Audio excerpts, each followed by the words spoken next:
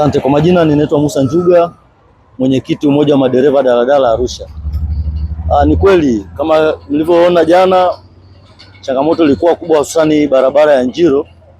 Mkuu wetu wa wilaya aliingia mwenyewe barabarani kwa ajili ya kufanya operation ya magari ambayo yanatoza nauli ya elfu. Kwa kweli ile kidogo ilileta changamoto, kwa sababu vijana walipigwa faini, na faini ile ilikuwa ni kubwa, kwa sababu walikuwa wanapigwa faini mbili kwa wakati mmoja.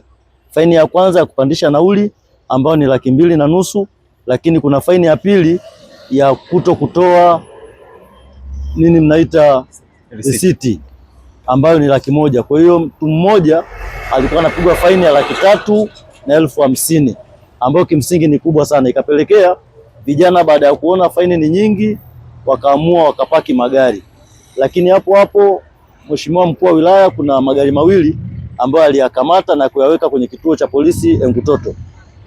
Kwa hiyo ikatupelekea baada ya kuona huduma imesitishwa, tukaenda kuonana na mkuu wa LATRA Omari, tukazungumza naye, lakini baada ya kuzungumza naye tukamwomba mkuu wa wilaya tuweze kuonana naye kuzungumzia hii kadhia ambayo imejitokeza.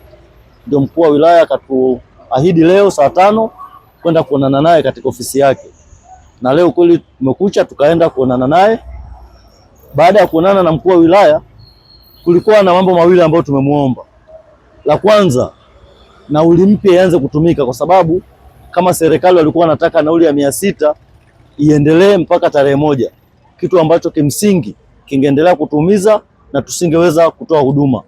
Lakini baada ya kumuomba mkuu wa wilaya pamoja na mfawidhi wa LATRA, hilo alitukubalia kwamba kuanzia leo tuanze kutumia nauli mpya, ambayo nauli mpya hiyo ni kama ifuatavyo: kilomita 1 hadi kilomita 10 itakuwa ni shilingi 700, kilomita 11 hadi kilomita 15 itakuwa ni shilingi 800, kilomita 16 hadi 20 ni shilingi 900, kilomita 21 hadi 25 ni shilingi 1000, kilomita 26 hadi 30 ni shilingi 1300, kilomita 31 hadi 35 ni shilingi 1400, kilomita 36 hadi 40 ni shilingi 1500.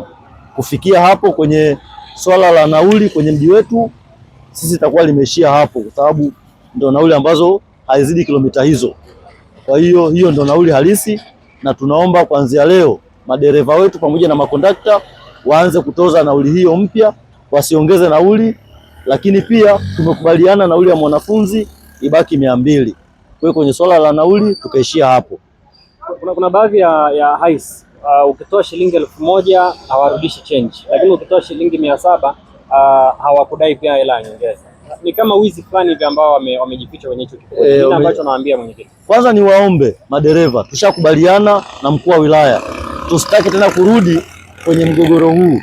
Mkuu wa wilaya ameshatuomba, ameshatoa maelekezo kwamba nauli itozwe nauli hii mpya, na sisi tunamshukuru kama umoja wa madereva daladala Arusha.